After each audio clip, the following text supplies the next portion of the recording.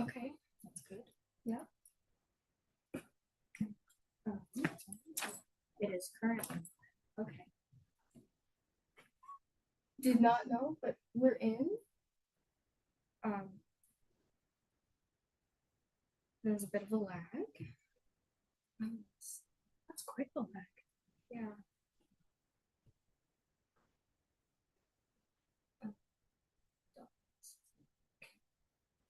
Well, let me ask Amanda if she would be available to do all that again in 45 minutes. Oh, I hope she wouldn't have to do that all again.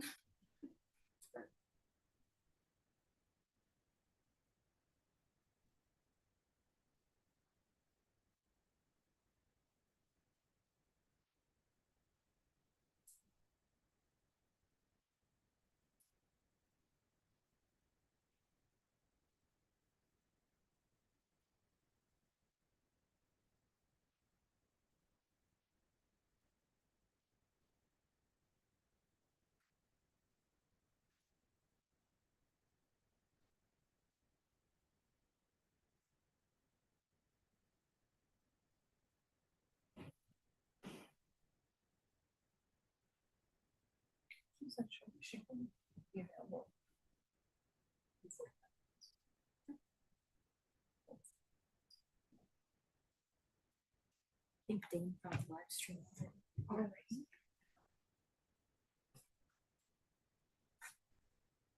Wait, already? You just sent me a message. I wonder if you can hear us. Hey, Dane, can you hear us?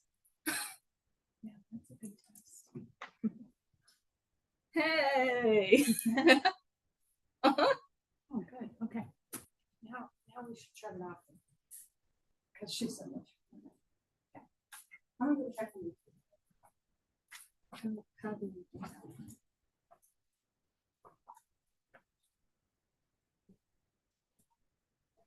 Okay, you can hear us too. That's good. Now, how much lag is there?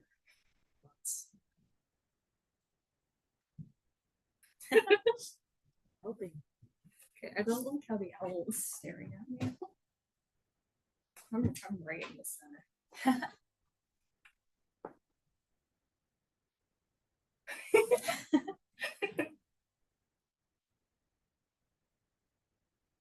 Yeah.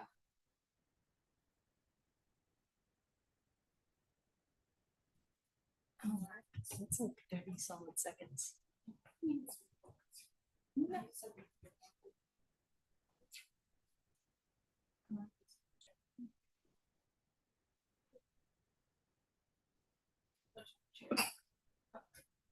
And said cheese. Swap for an awkward amount. See how long it takes for it to populate. Yeah.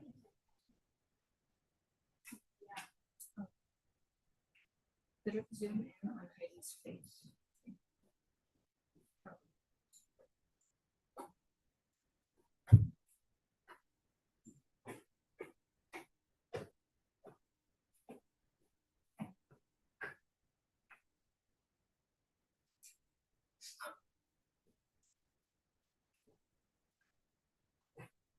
It's not the worst. Yeah.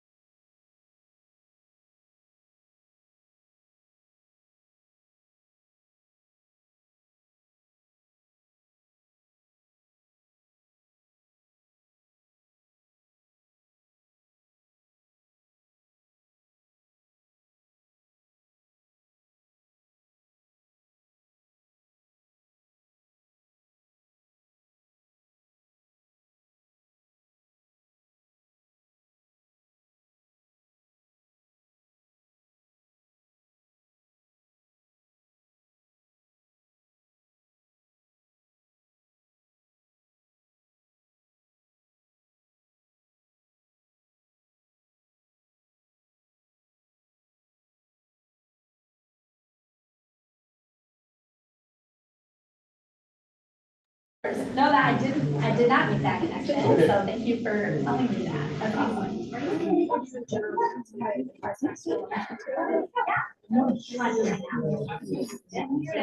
Yeah, just tell me, yeah. I don't know. Hi, everybody. My name is Kayla. I'm from AHCC. But I wanted to let you guys know that if anybody wants any snacks or drinks or water, well, it's mostly water. We do have a little snack bar back here, and you guys are welcome to help yourselves. It's in the back behind the educational wings that are happening. So if anybody wants a snack, you can see our collection. Thank you for coming.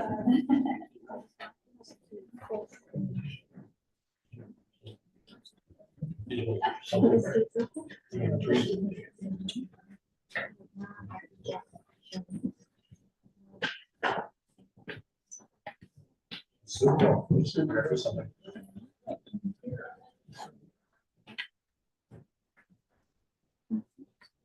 Or do we want to do the entire? There's no.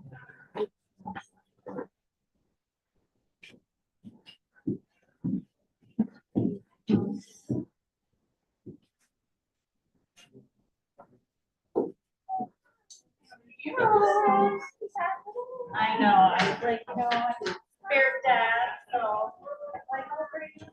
People are talking mine. Like, meeting. That's awesome. I think it's great. Yeah.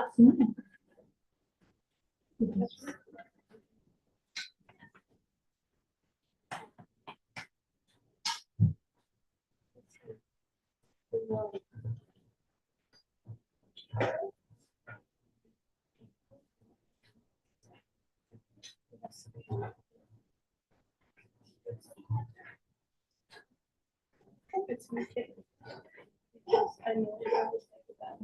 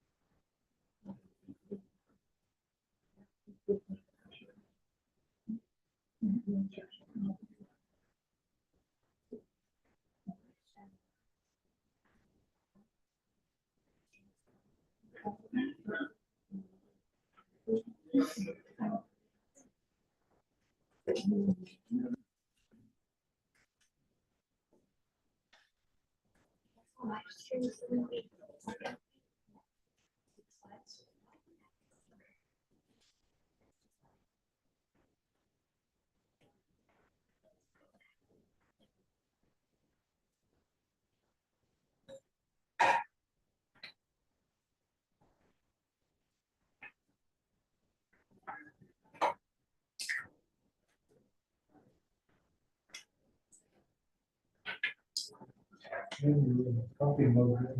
Oh. Yeah. Thanks. Yeah.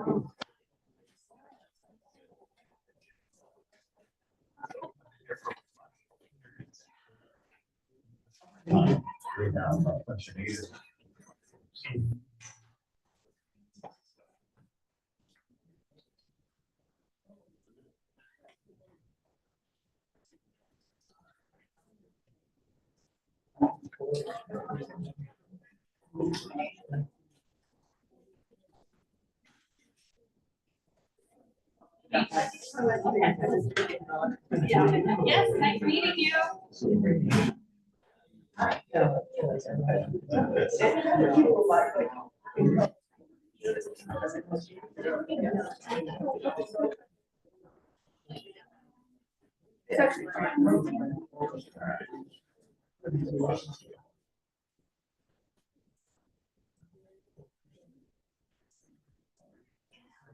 Brandon. Where's yours? I know, right? I put one just for today.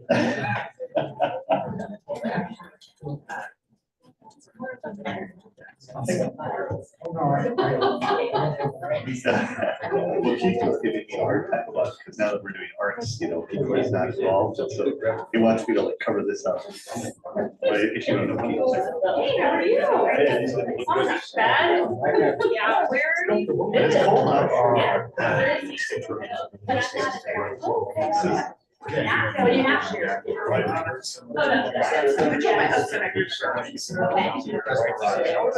Maybe I have some rocks up here. Can we just put them up here? And then when we talk about we can pick up rocks. I mean, who doesn't like rocks, right? I was like, there's no way that nobody's throwing out rocks. I can't possibly be the only person. Are you spending the night? Okay, so this is shale. Sandstone. Yeah. Oh, okay, yeah. Okay. This is a great one. Basically. Good to see you there, man. All set? You can do it. all the way. I mean, that's part of our adventure. Yeah, I bet. I mean, Oh, yeah. Oh, that's right. Yeah, it's helpful. Yes.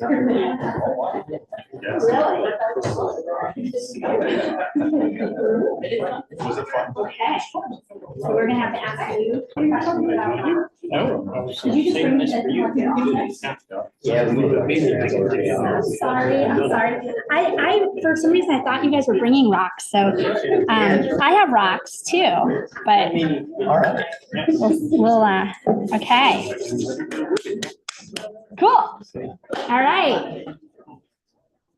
We're gonna go ahead and get going here as soon as everyone sits down. Does this work? Okay, awesome. Nice. All right. Good evening, Fairbanks. Welcome to ASAP's Town Hall on carbon capture and sequestration. Thanks for making your way over here on our first couple of pretty chilly evenings or days here in Fairbanks. I want to just give a quick little introduction and overview. My name is Gwen Holdman. I am the founding director of the Alaska Center for Energy and Power, and I'm the Associate Vice Chancellor for Research at UAF, focusing on industry partnerships and innovation. This town hall is a kickoff for a series of a total, are we good? Okay, a series of 4 town halls that we're holding around the state, starting here in Fairbanks, going down to Anchorage, and going to Kenai. Are we good? Okay, sorry. We're streaming this also, so make sure we have everything together. Okay. Do you not want me moving around? Is that the problem? no, Okay. I have a tendency to wander a little bit here. So, okay.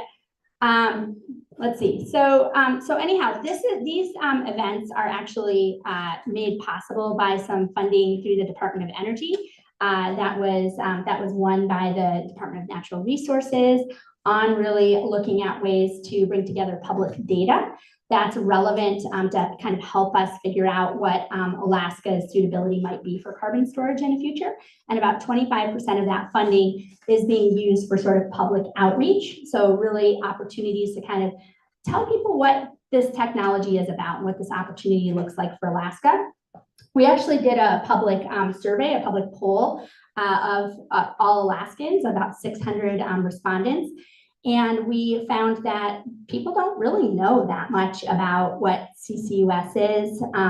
And so one of our goals here from the perspective of the university and from ASAP is to just try to make sure that people have kind of accurate science-based information about these kinds of opportunities. Part of what we're doing this time around is we're also offering kind of concurrent student activities. So that's Alaska Resource Education. I'm pretty excited about that.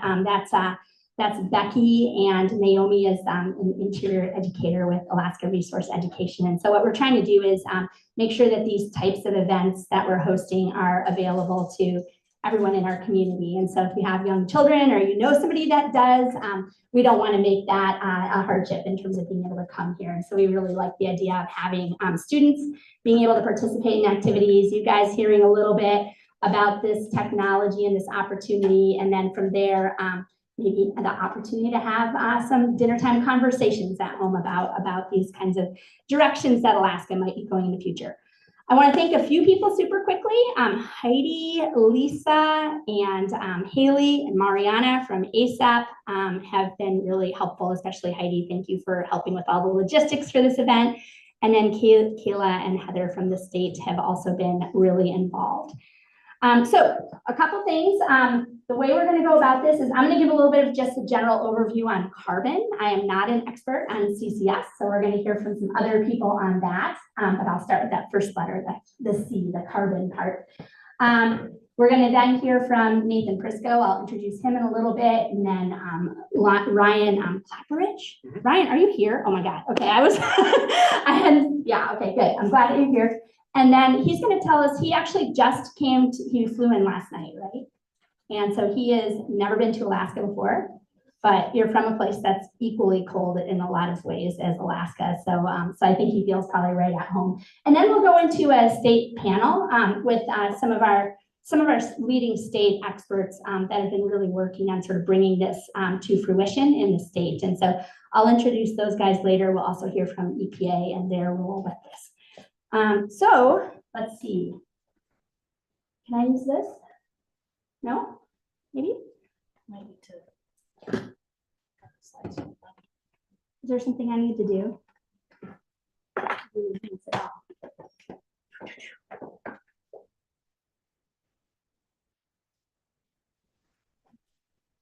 We good?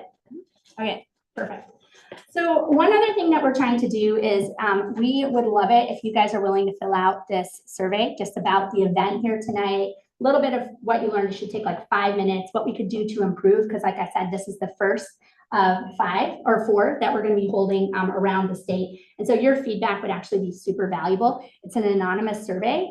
Your name won't be attributed to your responses, but you will be able to kind of opt into a drawing for four fuel coupons for $50 each. And I don't think there's anyone here that couldn't use a $50 fuel coupon. So, so please, if you can do that as a favor to us, and also the opportunity to get a fuel coupon, we are going to draw those on Friday. And we will connect with you. You'll put in your contact information for that. And what we'll do then is either mail it to you or have it at a distributor so that you can go ahead and pick that up. Okay, so I'm going to just start by giving a really quick overview of carbon. I think it seems like carbon feels like it's really ubiquitous, right? It's all around us. We think about it all the time. Life on Earth is made out of carbon. We eat carbon, we breathe carbon, we burn fuels that are carbon-based for the most part for our energy resources. We're made out of carbon, right?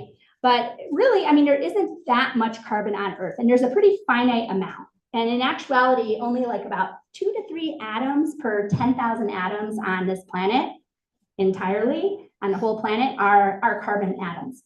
But they're just very good at forming all kinds of interesting chemical bonds. And that's part of why they are such an important building block to life and many other things. And they're sort of this chameleon atom, right?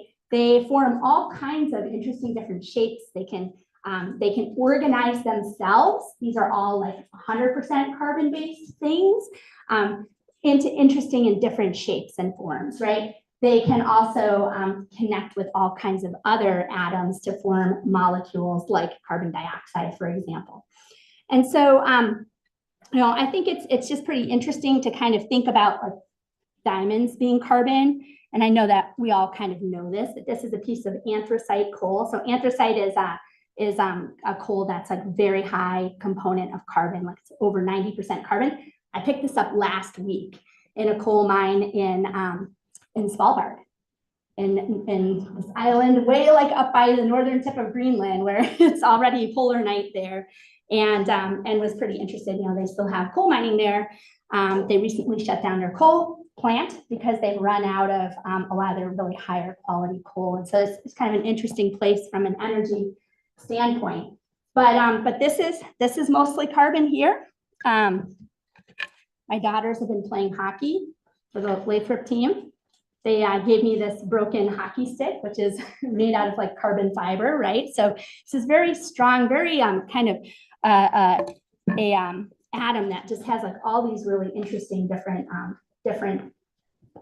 sorts of uses. I don't know if you guys have heard of buckyballs, things like graphite work, because graphite pencils, because you're able to just form like single sheets of carbon, so they can just kind of flake off really easily, and that's why it works for pencil lead.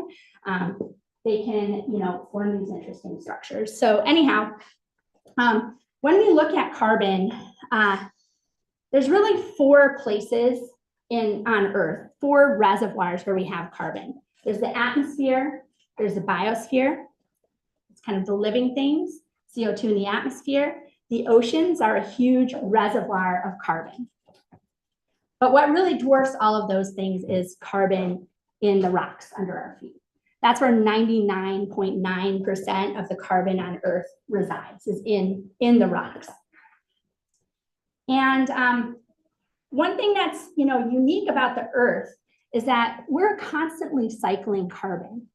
we're pretty familiar with things like the way the carbon cycle works. It's kind of called the fast carbon cycle, as we have like photosynthesis with plants and respiration, things like that, things that are happening on short time frames, weeks, months, years, certainly within a human lifetime, where it's cycling through the fast carbon cycle. But the slow carbon cycle is a little bit different. This is kind of where you see weathering of rocks. You've got carbon dioxide in the atmosphere. As rain falls through the atmosphere, it picks up some of that carbon dioxide. It creates like a weak acidic water that then kind of weathers rocks. That kind of releases different minerals. Those minerals wash through our waters, our rivers, into the ocean. And there you've got things like, calcium and magnesium that different small, mostly microscopic organisms can use to make shells, right? And so they can kind of sequester that carbon in their shells. And then over time, those shells, and I put like sure that these are shells on a beach, and that's an example of calcium carbonate being stored. So that carbon being incorporated into shells.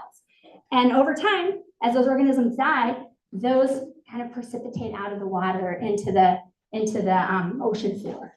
And then those, for time, are compressed and heated into things like, this is like, I bought this and they told me it was limestone. I'm sort of skeptical. Where's my gel? I think it might be kind of metamorphized a little bit. So marble, limestone, but this is actually the reservoir where the majority of carbon on Earth is stored, not just in rocks, but like specifically in limestone rocks.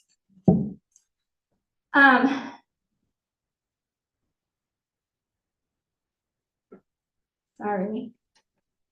All right.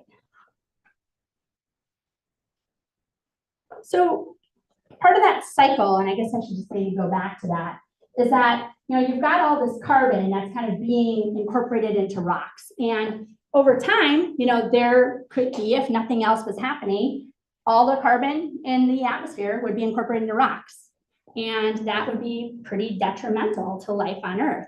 But we're pretty fortunate because we have plate tectonics. And so there's a way to recycle that carbon that's stored in rocks back into the atmosphere. And that's through volcanic activity, right? So volcanoes emit carbon dioxide. This is roughly how much they emit today. There's been times in history where there's been larger volcanic events over time, and that's had an impact on our climate.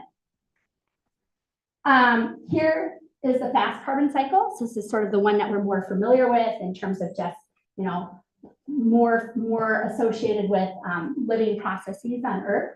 And you can see that there's a huge amount more carbon that's cycling through this. There's not more carbon overall stored within the biosphere, but there's more cycling through this system on an annual basis. But this is kind of like a continual small amount that builds up, and this carbon is stored for millions of years. This coal here, and it's kind of coal and things like this. We've got some shale here that come from living matter. It's about 20% of the geologic storage of carbon. This is 300 million years old. This has been stored underground for 300 million years. It was created by trees that were living back in the Carboniferous era, and they incorporated carbon using sunlight into their structure, and then those were buried. So this has been sequestered for about 300 million years. In comparison, actually, Usabelli coal, I have a piece of Usabelli coal. Usabelli coal, much younger. It's like, I don't know, 20 million years old or something like that. I'm not quite sure. So anyhow, these kinds of processes where you've got atmospheric carbon, that's kind of weathering rocks, that's going into our water systems, that's going into the ocean, that's causing things like limestone to form. And there's also ways that can be done besides just having living organisms. It can also just kind of precipitate out of water. And then you've got that recycling back into the atmosphere with carbon. And those processes kind of balance each other out.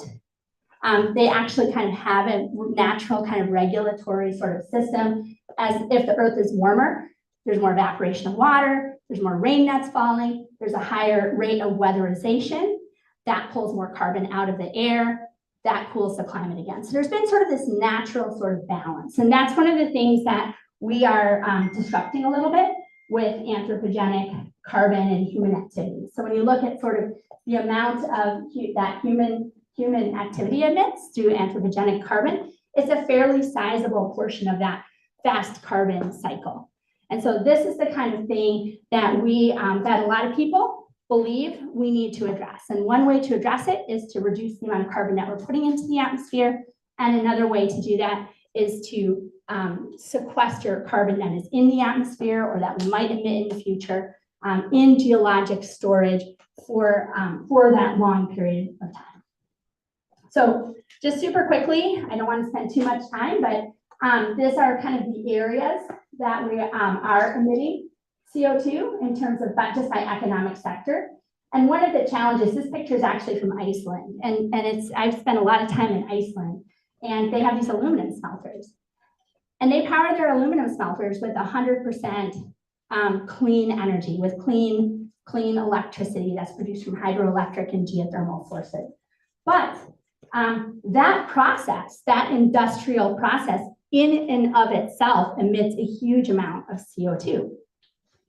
And those are the kinds of areas it's much more difficult to mitigate. You can't just add more renewables to resolve that issue. And so for places like Iceland that really want to work to get to what they kind of call the next energy transition for them, they need to figure out something different than just adding more renewables.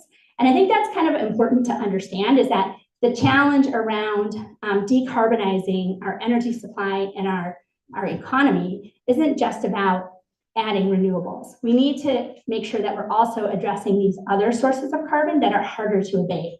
And so here's a chart. This is actually from a congressional report that was done. You can see that the emissions from electric power industry have actually come down.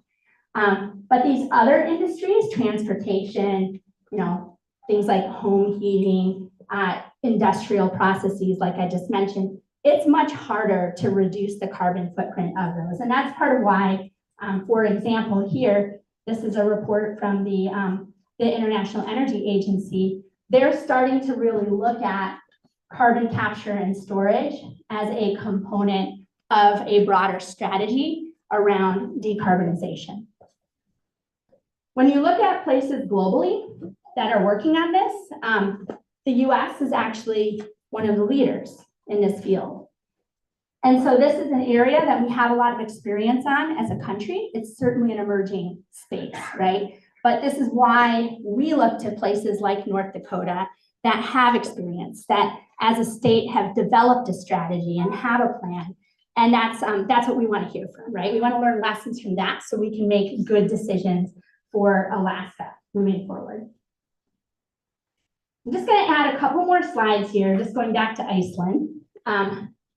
Really, these should probably be part of Nate's presentation, but we went back and forth on who should show these. So this is a volcanic eruption in Iceland, and so this is fresh basalt rock. In fact, I picked up a piece. I got this from picked this up a couple weeks ago, and going back to that geologic process, when you have fresh basalt, when you have rocks that haven't been weathered yet, they're going to pull CO2 out of the atmosphere. And so this is actually powerful. Where's Tom? we think we have problems. Yeah, so their whole power plant, they built this dike around it to protect it from this lava flow. It's pretty amazing. But one of the things they're doing in Iceland, because they are trying to abate the carbon that they're still releasing as part of these processes that they have, they are figuring out a process. And this is actually a utility in Iceland that's doing this through a subsidiary, where they're actually accelerating that weathering process. So this is just one example of many of the kinds of things that are going on that are happening around the world. So we're not going to talk too much more about this. That's why I just wanted to show a couple slides on this from Iceland. Basically what they're doing here is they're adding additional CO2 into water that they are injecting into the formation there, into that relatively fresh basalt rock. And they're causing it to weather more quickly, right? They're causing it to precipitate these, these different ions of calcium and magnesium and turning that into a carbonate rock structure. And so as the salt kind of dissolves actually from that kind of acidic CO2, basically like soda water, right, that they're injecting into the formation, it's actually precipitating out as carbonate rocks. And that's one form of like permanent geologic storage that they're working on there. So this is actually the wellhead that they're injecting that in. And they also have, like right now, the largest direct air capture plant in the world there. And again, this is mostly, Nate's going to talk a little bit about this, but actually looked at the numbers just before we started today, and the amount of carbon that they are injecting in this or capturing from the air from this particular plant. This is their mammoth plant that they just opened up there. Is like the equivalent of what about 2,000 Americans would produce in a year, right? This is still really small scale stuff in a lot of ways.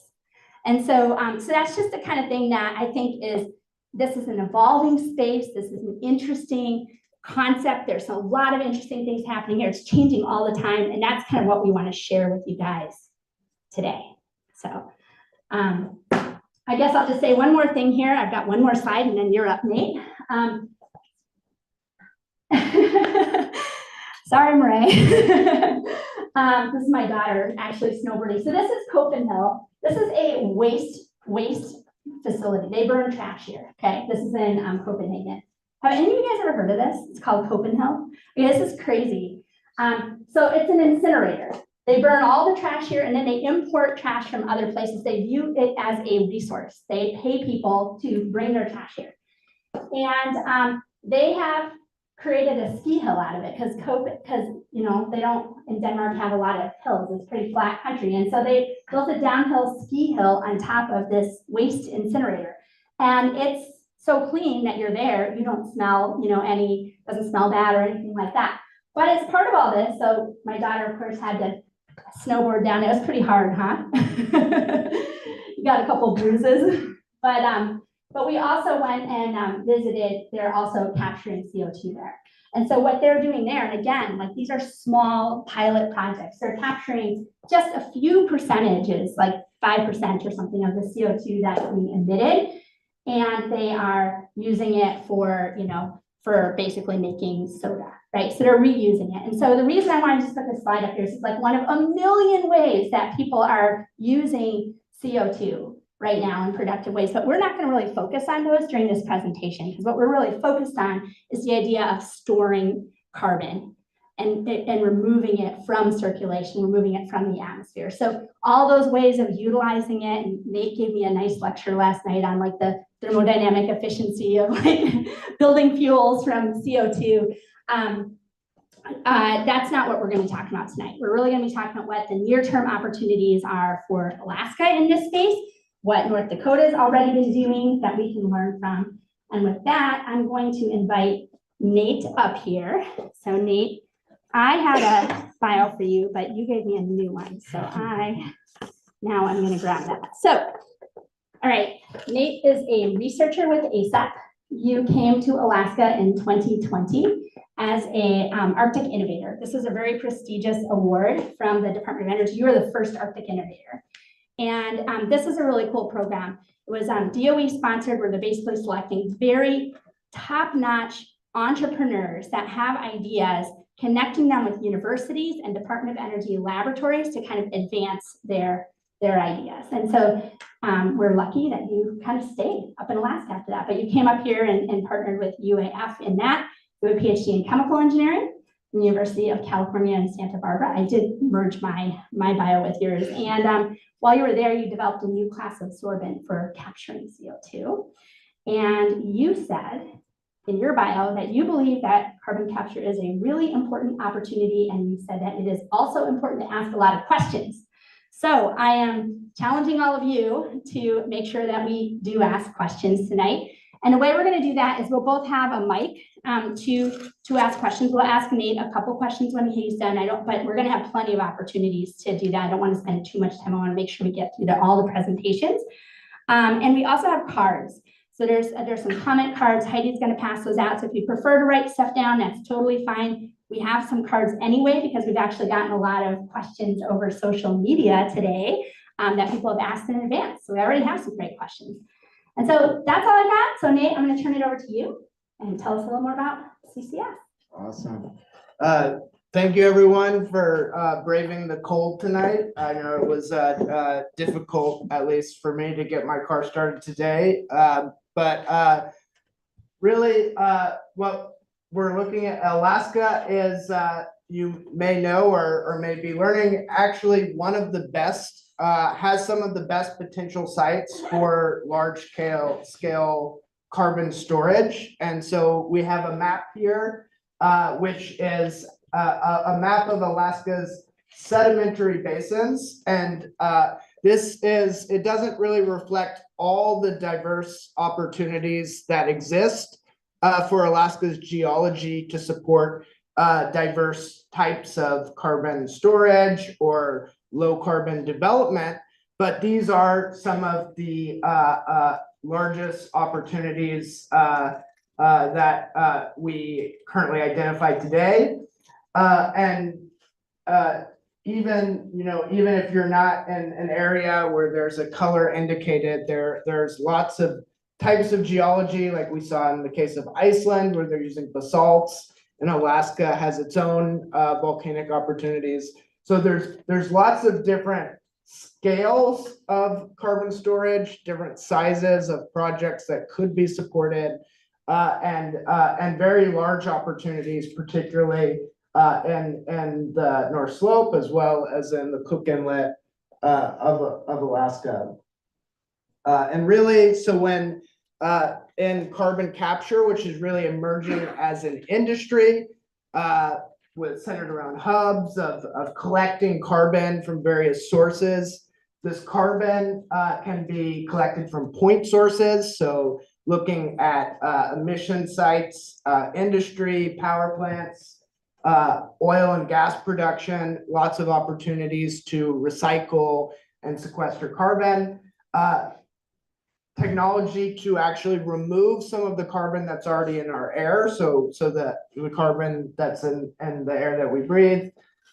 In terms of moving and transporting carbon, many options. There's pipelines, road, rail, barge, all the forms of transportation that we use in Alaska, we can move CO2 with.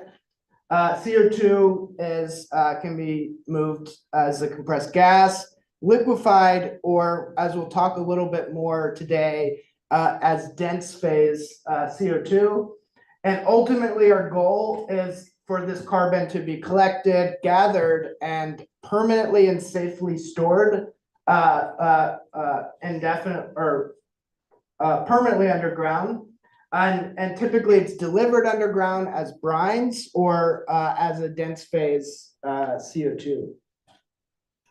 And when we're talking about reducing carbon emissions and addressing the issue of atmospheric carbon, Gwen previously mentioned that we had done energy polling throughout the state. And one of the questions we asked is, what percentage of Alaskans believe that climate change is an urgent problem and that businesses should promote sustainable practices to reduce emissions?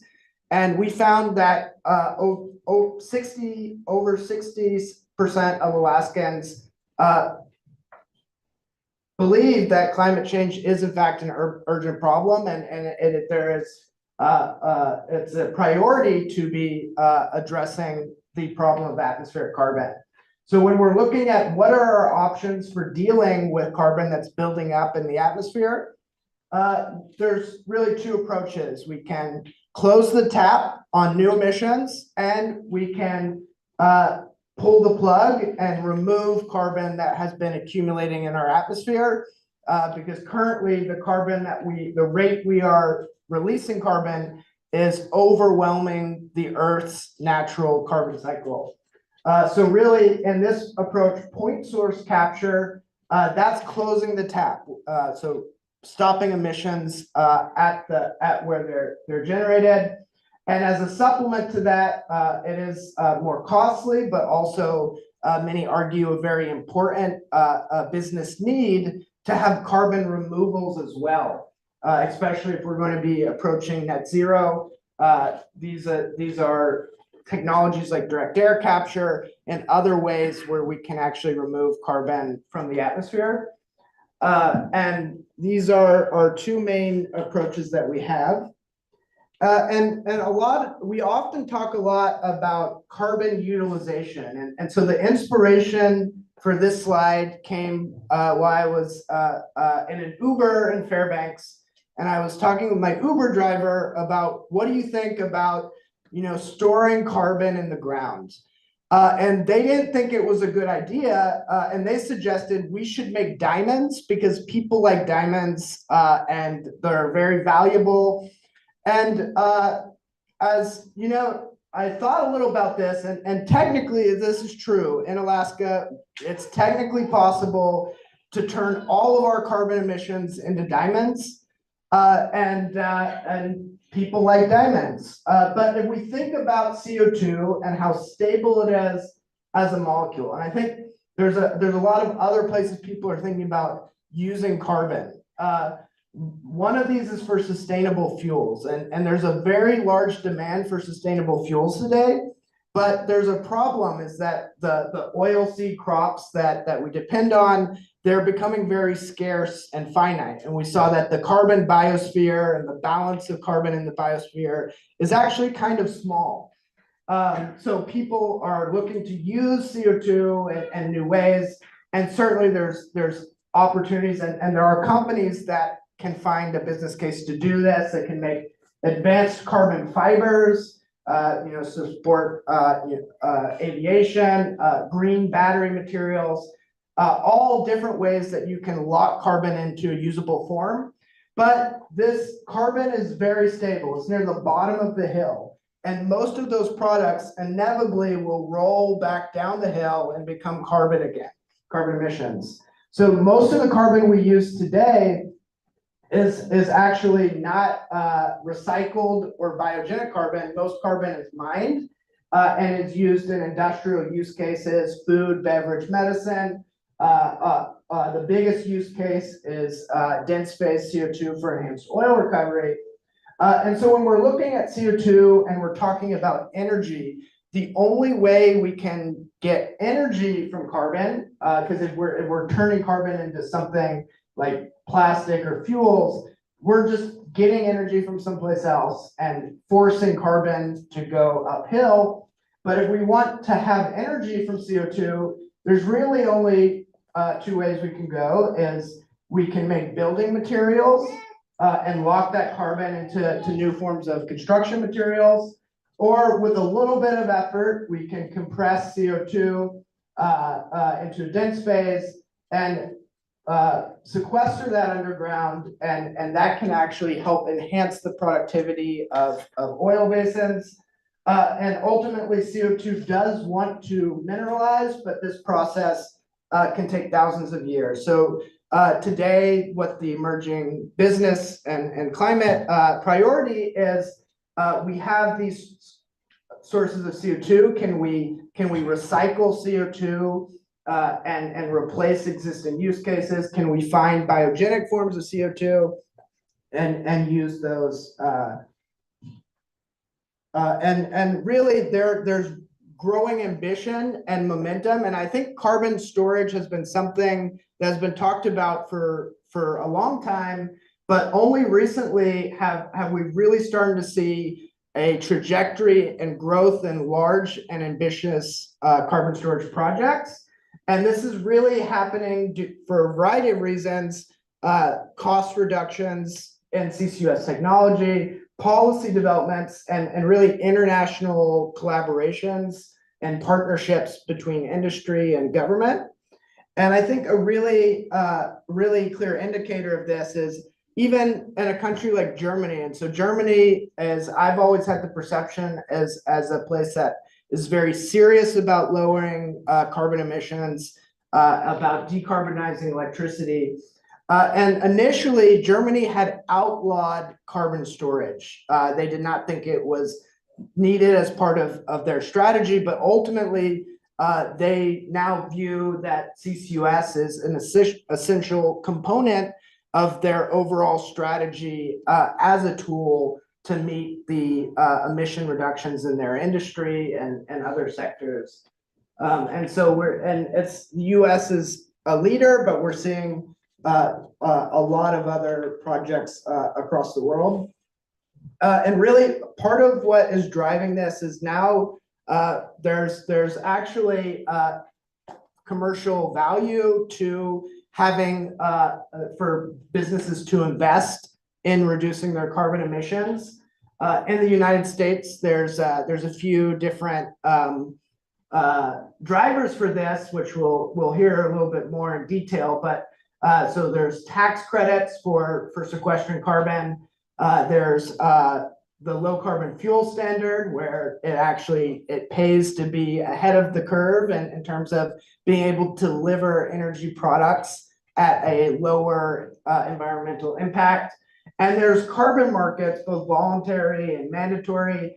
And this is an area that Alaska already has expertise in terms of forestry credits, and has been generating value in terms of using Alaska's natural resources as a way to help other people and other regions and companies lower their footprint. And so just thinking about the 45Q tax credits, just at a very high level, how these are designed is in this matrix, there's two. So where does the carbon come from? Are we getting it from a point source, or are we removing it from the air? And then so this carbon, once it's stored underground, then there's also two decisions here. Are we using it in enhanced oil recovery, or are we storing it in a saline formation that's not tied to oil recovery? So really the motivation behind these credits is to reflect that it's creating an incentive for companies to invest in these technologies, and they recognize that CO2 has some value in certain operations, so maybe there needs to be slightly less of an incentive. So these are how these credits have been implemented in the United States. And apart from that, those incentives for commercial operations, there's also support for first movers and for adapting infrastructure and developing these types of projects. So DOE, Department of Energy's Carbon Safe Initiative, this was as part of the bipartisan infrastructure law, is a federal research, development, deployment, and demonstration investment specifically designed to strengthen our nation's infrastructure for permanent, safe storage of carbon pollution. And these awards are typically, there's phases depending on the level of readiness as they approach commercial scale projects. So going all the way from feasibility all the way to actually monitoring and drilling wells for large scale carbon storage.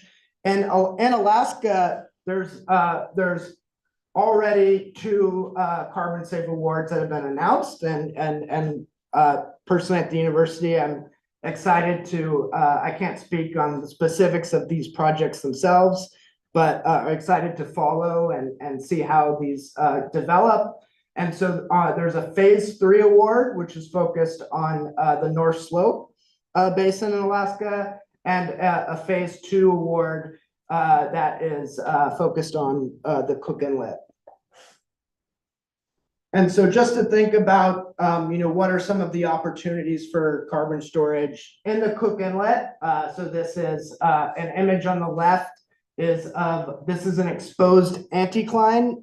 And so basically in the Cook Inlet and regions where we've had oil and gas production, we've had these structural traps, which we know have stored hydrocarbon resources for millions of years. And these are also possibly good prospects for storing carbon as well.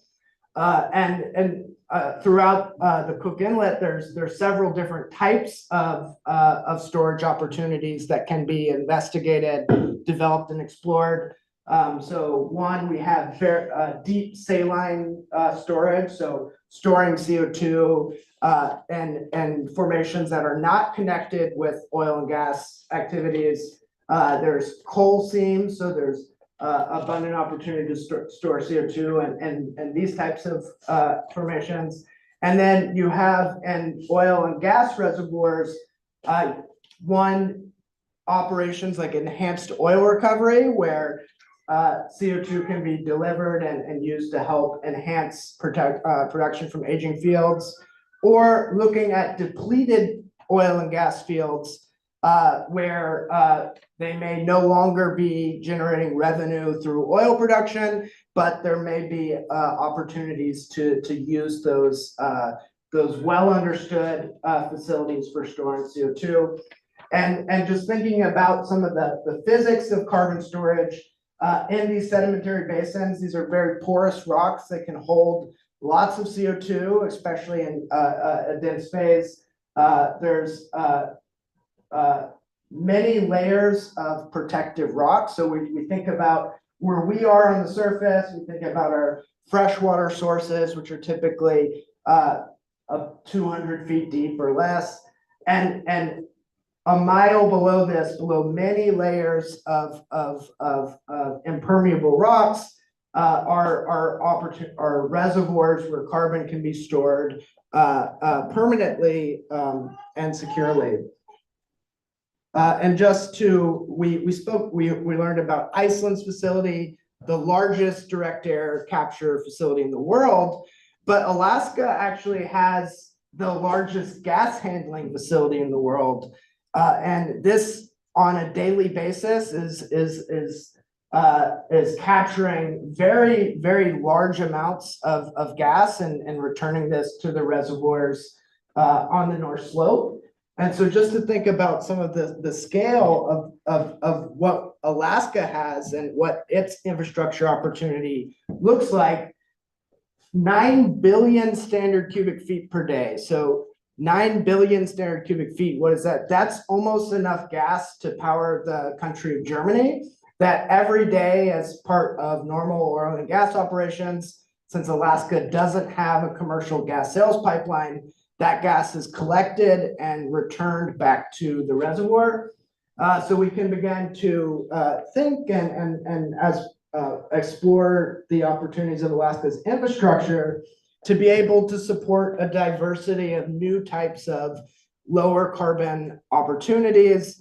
What could these be? Anything from direct air capture, where, you can't beat physics, but in some instances, direct air capture in a cold region could actually be an advantage. So, we could be taking advantage of Alaska's climate and existing infrastructure. We could, the last barrel of oil and gas, so to speak, will be the lowest carbon barrel, because that is sort of the incentive that is out there. So there's incentives to reduce emissions and also opportunities for fuels like hydrogen, all of which could be tied to some of the existing opportunities that Alaska has. And so thinking about, what is the path forward for something like carbon storage, who's doing it, and how would this be safely and securely implemented in Alaska? So permits for things like oil and gas operations is something that the state of Alaska already is engaged in. And now as we're looking at new opportunities for permanent carbon storage, Alaska is at the leading edge of many US states and learning from those states that have a little bit more experience in implementing these types of programs. So just from my perspective and view at the university, as we're seeing that Alaska is taking steps towards implementing programs to enable these types of opportunities to occur in Alaska. We saw in past legislative session that there was a framework passed that addressed some of these issues or aspects that are involved in permanent carbon storage and gives a lot AOGCC, who is already implementing other classes of wells and permitting, the sort of framework to begin to implement the types of programs. So with that, I would like to just have a moment of reflection, just to think about, you know, what might some of our opportunities look like in Alaska. And with that, pass the microphone over to Ryan to share some of his, or I'll let No. Gwen handle that. Obnoxious.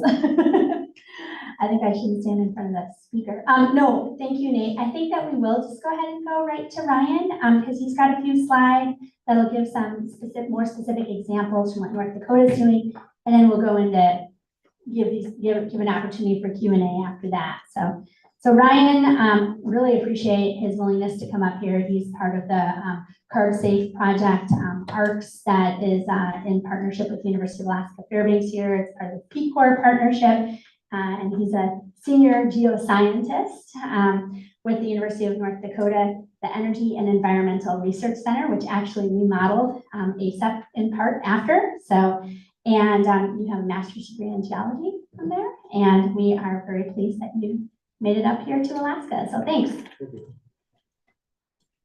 Thank you for that. Can you hear me? Yeah. Okay. Yes, I thank you for inviting me up here to this beautiful, wonderful state. I had a few hours this afternoon to tour around, see a bit of the area, go see the pipeline. One of those things that I always see in books and things, never thought I'd see in person. Is pretty neat. Certainly when I got here last night, walked out of the airport, felt that crisp, cold air on my face, felt very familiar. I'm from the Grand Forks, North Dakota, up there in the very eastern side of North Dakota.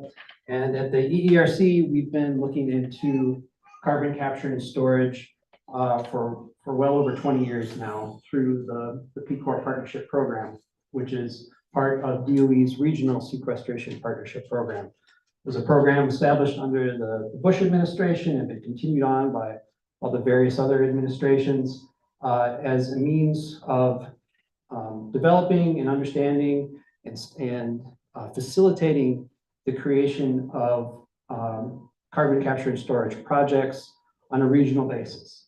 Every region across the country has different energy sources, has different geology, has different challenges related to capturing their emissions, transporting them, storing them securely in the appropriate geology.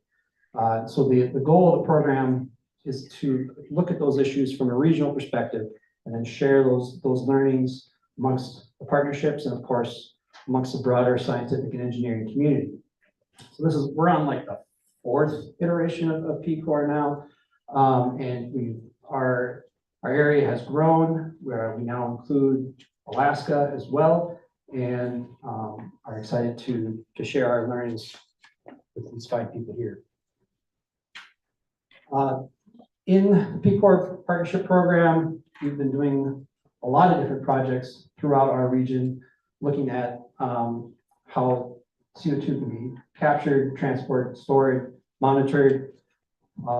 These projects listed in blue are ones that were directly controlled by or directly run by the Peace Corps Partnership. And these other projects noted in orange are other research projects that were supported by the Peace Corps Partnership Program, many of which were also funded by other federal and state research initiatives. And the point of this is to say that CO2 capture is often, CCUS, CO2 capture and storage is often viewed as a new concept, a new technology.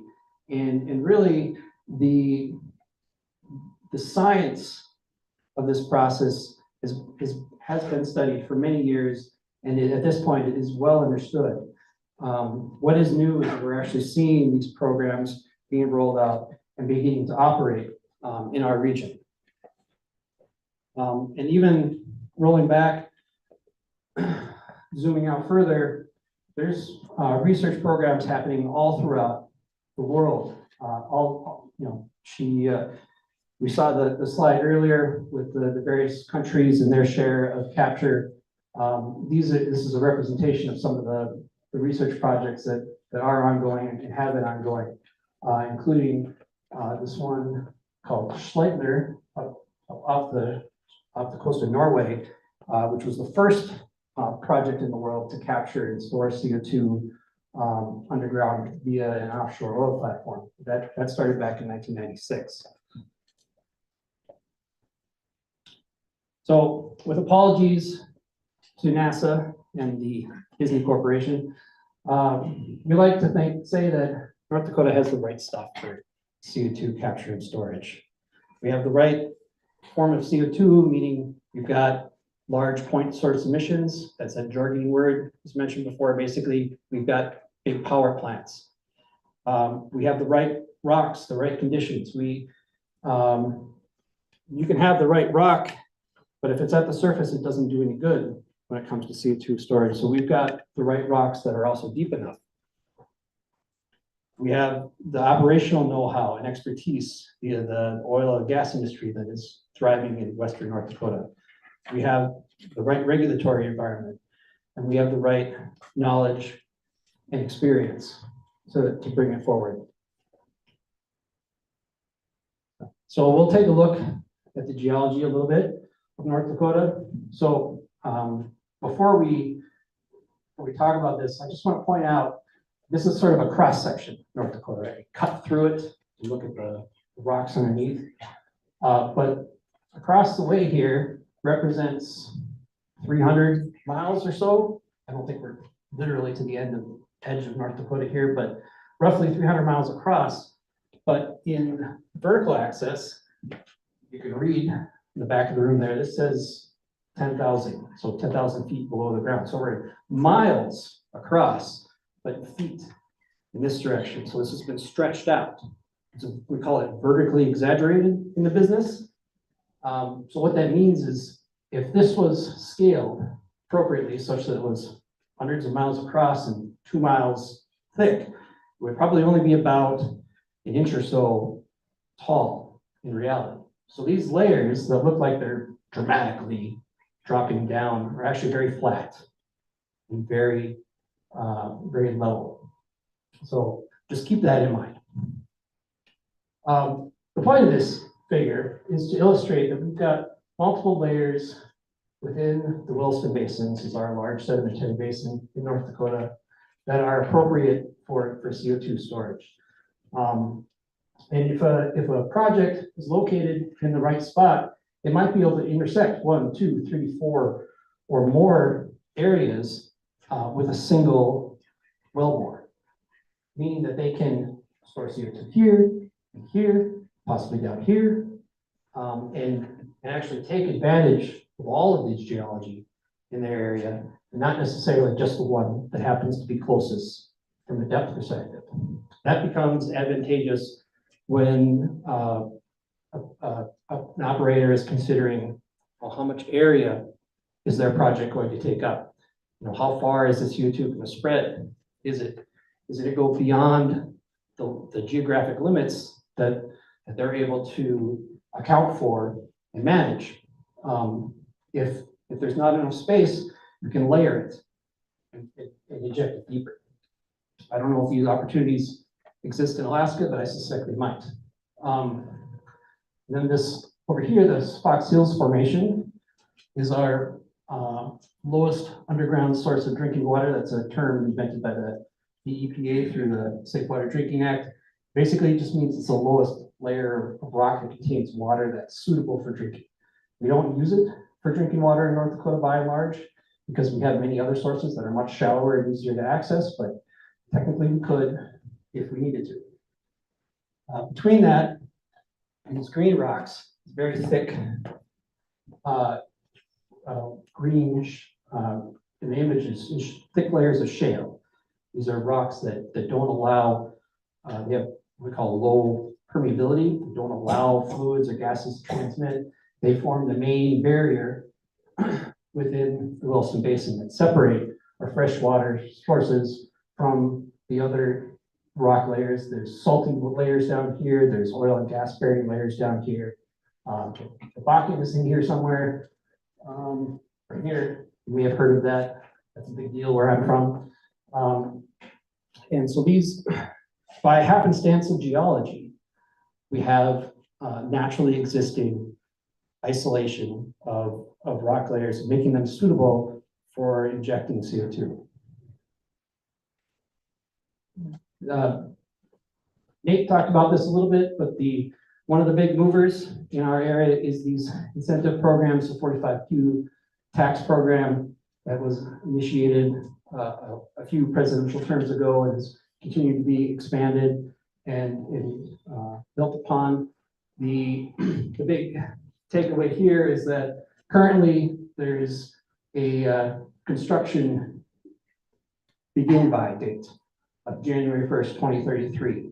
So that's what's driving a lot of current development. You've got to be in the ground doing construction, whatever that means. That's for the lawyers to argue about what constitutes construction.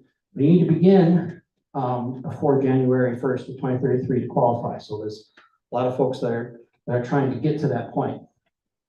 There's also the low carbon fuel standards in the West Coast, which are important, especially to our ethanol operators. They can sell their ethanol if they capture the CO2 produced from that production. They can sell it at a premium. North Dakota also has several incentives that they've developed in recent times to further incentivize the development of a CO2 storage economy and give developing projects the support they need. Because as you might imagine, these endeavors are quite expensive and a significant risk for an organization or company to take on. One of the long-term drivers is, of course, is CO2 enhanced oil recovery. Most of our oil production in North Dakota comes from the Bakken Formation, which that's what these rectangles represent, the various producing fields in western North Dakota. The Bakken is what's called an unconventional reservoir. It just means that it's not all well connected. So each well is sort of its own individual oil producing unit. And in a conventional oil field, the wells all sort of are in loose communication to one another because the rocks allow fluid flow between, right? Not in the Bakken. The Bakken is isolated. So for enhanced oil recovery, that's a sort of a puzzle that hasn't been cracked yet. And if all the pieces come together such that efficient, effective, enhanced oil recovery can be done in the Bakken, you could see billions of additional incremental oil production developed in the Bakken. So we do have conventional oil fields throughout this area and also down here in the extreme southwest corner, and there is an active CO2 EOR project happening down here, and we'll get to that. Regulation. Nate showed the map of the United States that showed the primacy, that North Dakota has primacy, Louisiana has primacy, and Wyoming has primacy. Basically, that means that we, in most states, have demonstrated that our regulations are as strict or more strict than the federal rules regulating the injection of CO2. So through some forward-thinking actions of our regulatory bodies, we've developed the rules and developed the laws to support and enable the regulation of North Dakota in North Dakota. And really what that means is that when we're developing projects and programs, the people that are regulating the area understand the rock systems, understand the relationships between the geology, and can evaluate if an operator is coming in and has done their homework and is taking the appropriate steps, is taking the appropriate measures to make sure that it meets the regulatory requirements and ultimately is done in a way that is safe and is protecting those drinking water and related resources that we have. The regulatory process is not simple. It is not a fly-by-night sort of thing. There's a literal stack of information that has to be developed and assessed and thought through and calculated for each of these projects. This comes out of that federal regulatory process. Each one of these plans and assessments needs to be done and needs to be done effectively to the satisfaction of the regulator before they're allowed to actually enter a site for drilling. So with these pieces together, North Dakota has sort of stacked the deck and enabled an environment under which CO2 storage can be carried out. In addition to the things I've mentioned, North Dakota has also passed long-term liability laws, pore space ownership laws. We've defined who owns the pore space, i.e. who gets compensated for use of that pore space when CO2 is being injected, who is responsible for that CO2 in the long term. We all understand that a company has a finite lifetime. They do not exist in perpetuity. So in the case of North Dakota, it's been determined that North Dakota will be the ultimate liability owner, the entity responsible for making sure that the CO2 stays where it is injected. And if something were to go wrong, it is dealt with. So with all those things together, we're now seeing active projects actually happening in North Dakota, which for me is personally very exciting. When I started my career 15 years ago, it was a lot of, well, it could be, well, maybe we could try over there. And now we're actually seeing it happening. We have 6 approved CO2 storage projects happening in North Dakota. We have 3 projects that are actively injecting. We have enhanced oil recovery projects that are actively injecting, and we have over 250 million tons of CO2 storage permitted when you add them all together. That's not what's being stored, but it's what will be stored once these projects reach their current planned lifetime. And many of these projects are expecting to reapply and re-permit for beyond the 20 years, 25 years that they've been permitted to thus far. So we're gonna look a little closer. I mentioned the ethanol projects. Red Trail Energy began injecting in 2022. Bluefin Energy began injecting about a year ago. And Great Plains Synfuel began injecting earlier this year. These 2 ethanol plants are injecting roughly 200,000 tons per year of CO2, whereas Great Plains Synfuel is targeting about 2.7, I think it is, million tons of CO2 per year. So orders of magnitude larger in this case. Their facility has been capturing CO2 for the last 20 some years. We'll get back to that. But notice this green pipeline here.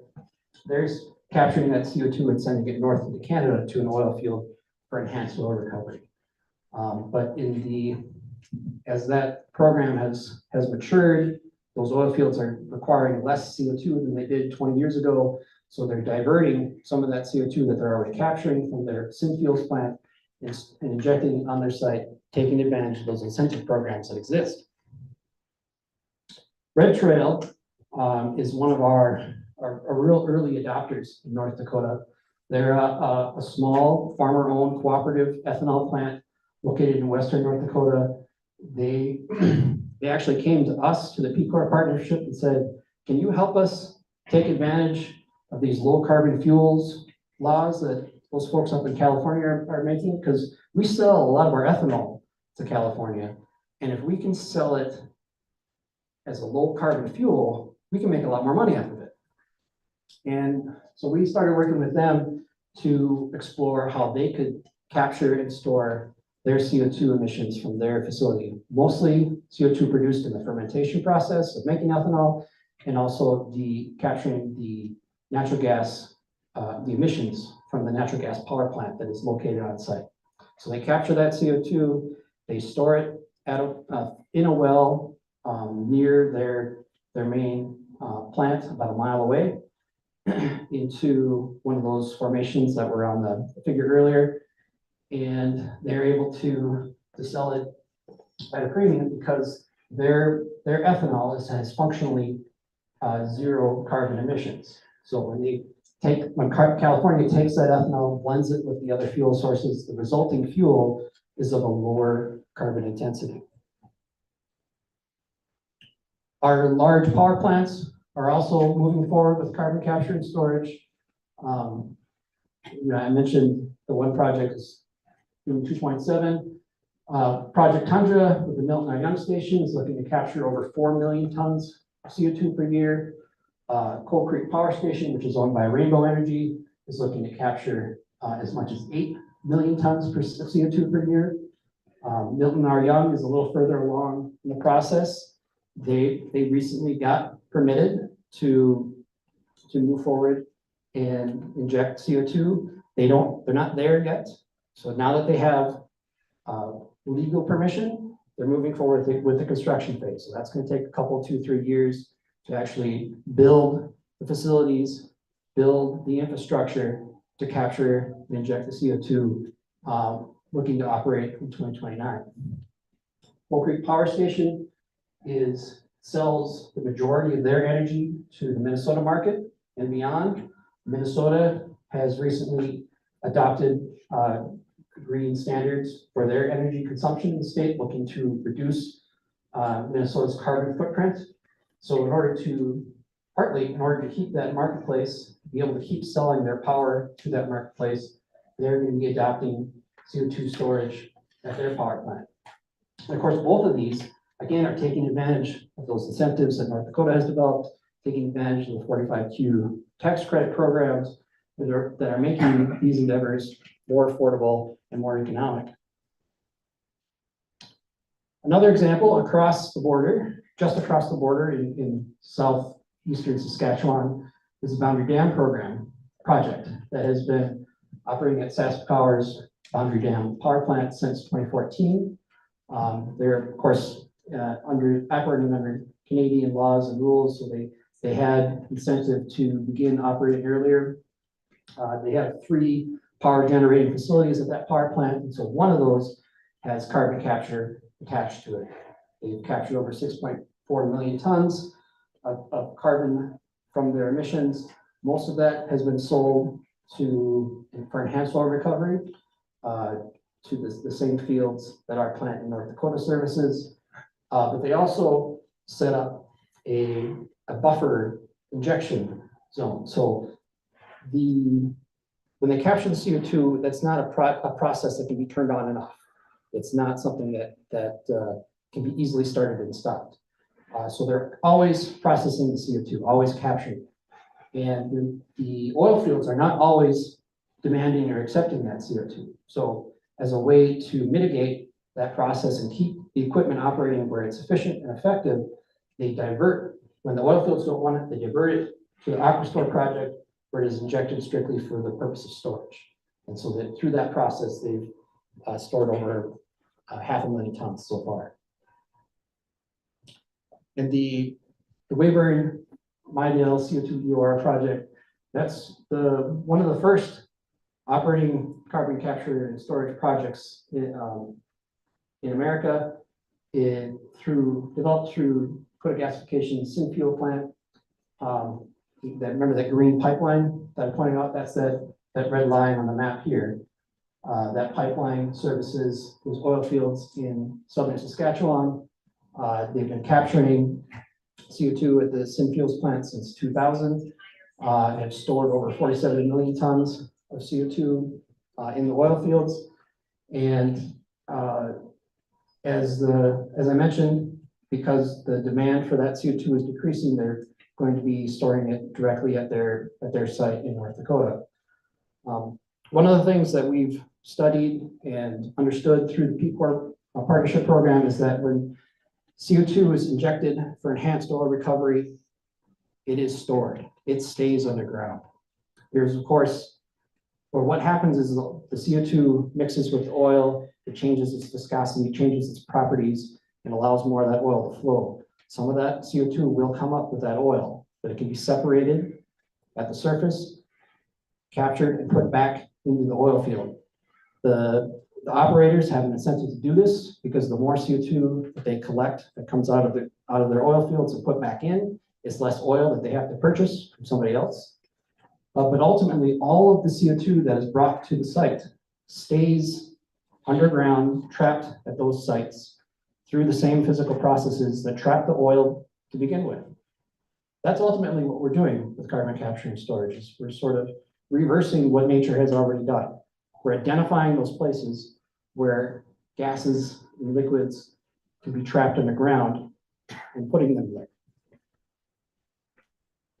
So it's through all these culmination of factors, having the research and understanding, having the right, being blessed with the right geology and the right resources, and having the economic incentives, the drivers to push these programs forward, that North Dakota has entering a space where I can now say that North Dakota is injecting and storing CO2 in our state, something that I wasn't able to say even a couple of years ago. So we're very excited about that. And thank you for listening to me. Thank you, Ryan. Thanks for coming up here too.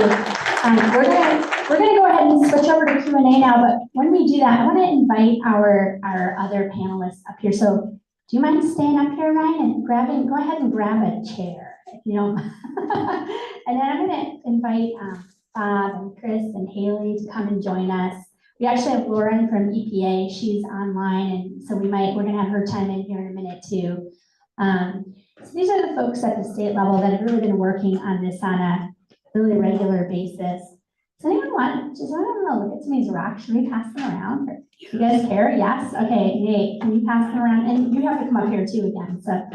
So what I'd like you guys to do is, if you don't mind, just go ahead and give a quick overview of yourself and the agency. I'm not gonna introduce you guys. I'm gonna let you do self-introduction just to save some time, okay? Haley, can we start with you? Hi, yeah, that's weird. Yeah, so my name is Haley Payne. I'm the Deputy Director for the Division of Oil and Gas, which is part of the Department of Natural Resources. By background, I got my master's degree here at UAF. I got a Natural Resource Management degree, and I was also, full disclaimer, an intern for Glenn at ASEP as well. So we're really coming full circle here. But yeah, that's kind of the intro, and then you just want me to talk a little bit about what our agency's role would be in this. Is that right? Okay. So I think as most everybody in this room is aware, Alaska is a resource owner state, which means, we don't just have title to the land, but we have title to all the minerals, timber, all the things that come with that. And so the Department of Natural Resources basically represents the people of Alaska in terms of being that landowner. So I work at the Division of Oil and Gas, and so it's our job to manage the development of oil and gas on state lands.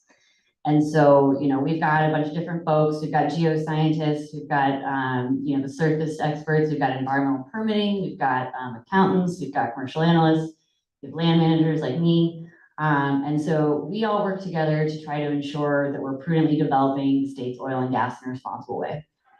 And so how does this pertain to carbon capture? Well, wouldn't you know it, but those same reservoirs, those same locations where we find our oil and gas, now we've got a new resource, namely the pore space.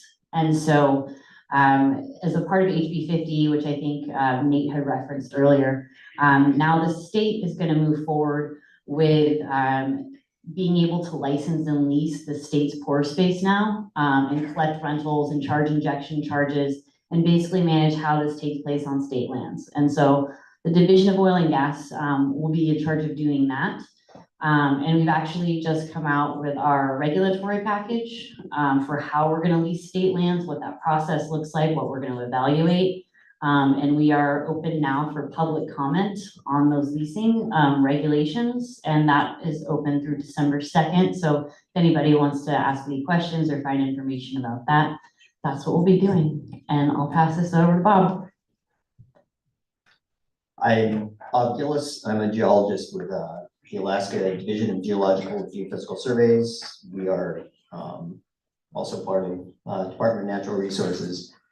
And we're a division of about 40 or so geologists. We're divided into several sections that do hydrology and geologic materials sections, mineral resources, energy resources, and then we have a geologic hazard sections that deal with volcanic hazards, landslide hazards, tsunami hazards, and I'm missing a big hazard. But and part of our core mission is to evaluate kind of the geologic framework of the state and what that means for our natural resources. So we want to incentivize investment in our natural resources. But one of the things that we don't do, we don't permit, we don't set policy. We're basically a scientific branch that tries to understand just the basic geologic framework. And then we publish the results, and hopefully we get good returns on those results. Our role in this project is that we want to kind of evaluate what information is out there that will be useful for carbon sequestration, maybe identify some promising locations for carbon storage. We want to assess what we know about the seismic hazards of particular basins, and then we want to identify data gaps and how we might be able to fill those data gaps. So that's basically that. I think you've heard enough from me, but I want to point out, you can always identify the geologists in these sorts of things because we tend to wear jeans. We try to avoid collars whenever possible. Comfortable is always the name of the game. So don't start with the engineers versus geology jokes. We will win. Chris Wallace, petroleum engineer at the AOGCC. Yes. Testing. Chris Wallace, petroleum engineer, AOGCC. AOGCC is the permitting authority for all of the wells in the state, all of the workovers on those wells. We're a small agency in the scheme of things. We have 8 engineers, 3 geologists, and 8 inspectors. Our inspectors are in the field monitoring the wells. As permitting goes, we issue area injection orders under the Class 2 program, the enhanced recovery. We're currently in the process of dealing with the EPA to get the Class 6 primacy, which would allow us to authorize wells for CO2 injection. I think we're open for questions. All right, I think actually these mics are interfering with one another. Okay, I'm gonna come over here. So does anyone in here have a question? Want to ask? Okay. Hi, I'm from North Dakota too, and I actually have a question for you. My question is about anytime you're storing something for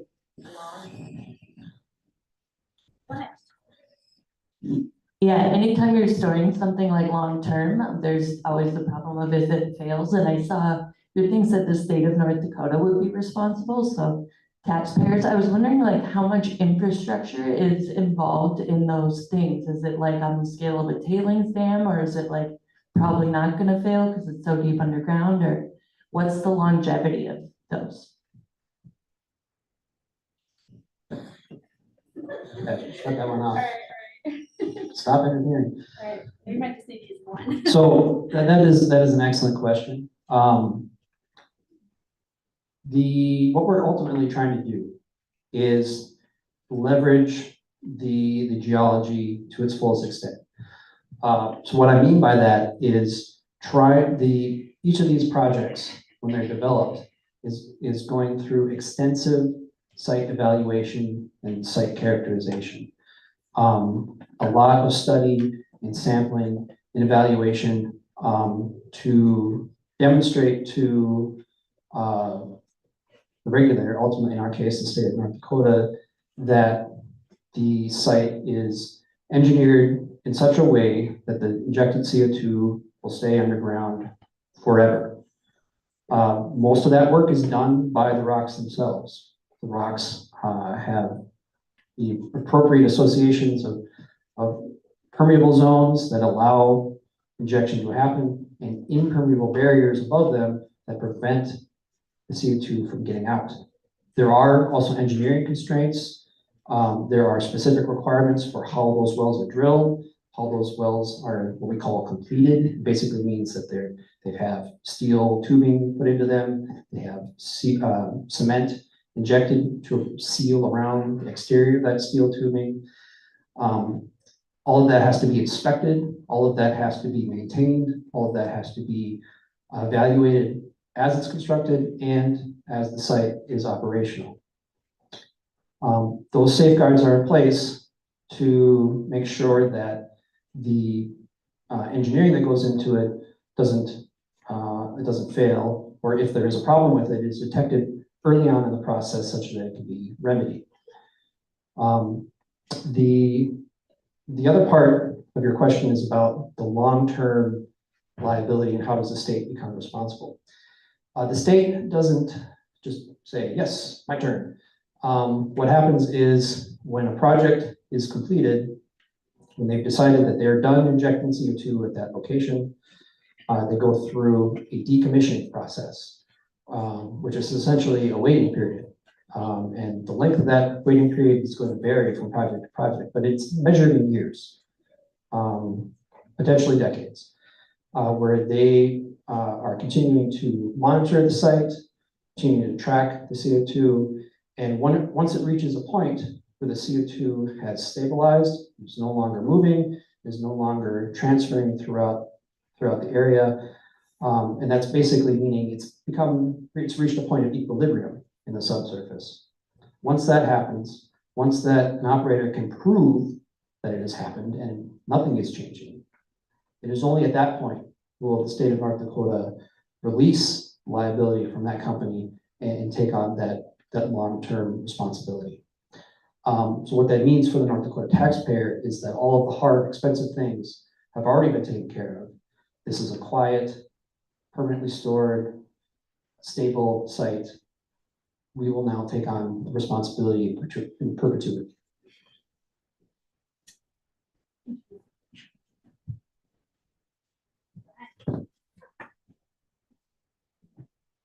We should just do one. You got it? Here, we're just gonna do one right, guys. Okay, go ahead.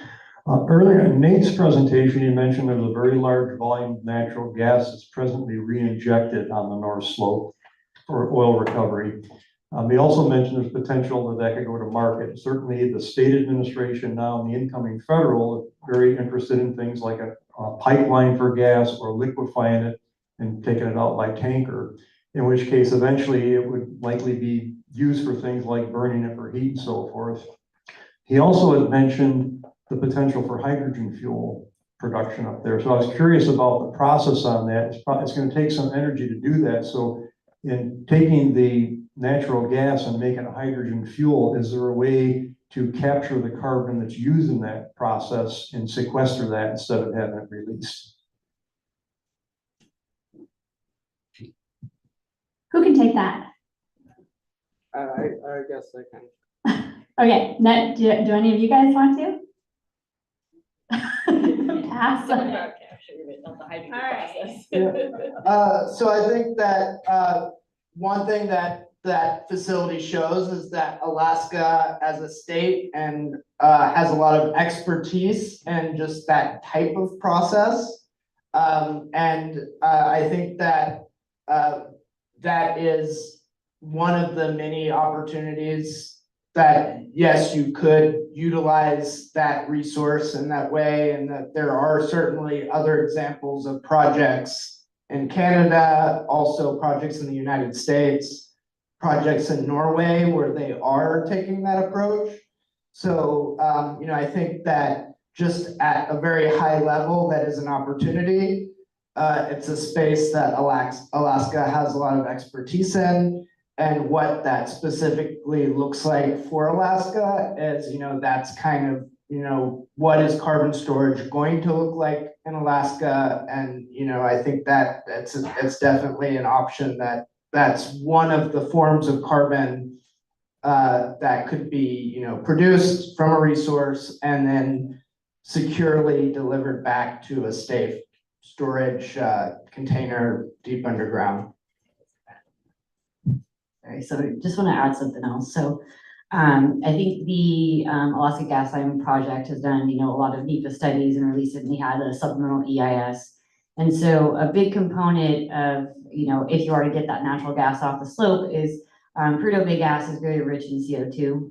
It's got about 12%, which is really high, relatively speaking. And so you're going to need to clean, dehydrate that on the north slope prior to transporting it by a pipeline or any other way. So I think AGDC or, as the product entities have evolved, have definitely represented that a part of that project would be, stripping that CO2 off and sequestering it on the slope.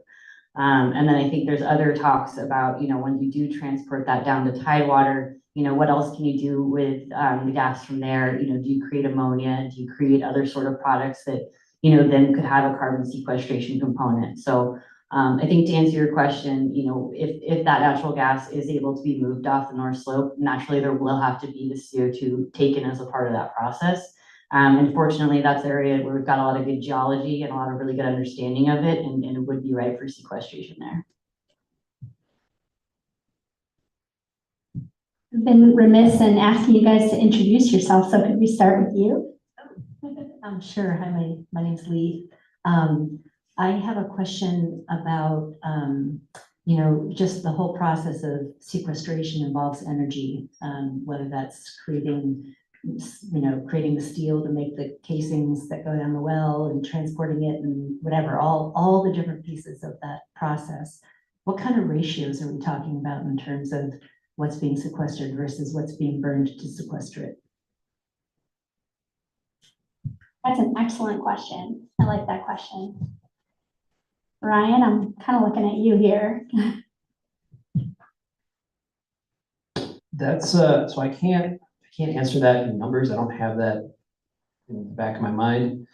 But certainly there is what we call a parasitic load put onto the point source, and that that sort of takes away from it's sort of built into the system, right? It's power that was already being generated. It's power that instead of being sent out on the transmission line is being consumed at the site. So we haven't made new CO2 there. Of course, with the construction and generation, there is always CO2 emissions produced. Everything we do functionally produces CO2 in any sort of consumption operation, but those are one-time costs, right? We're only building one capture plant.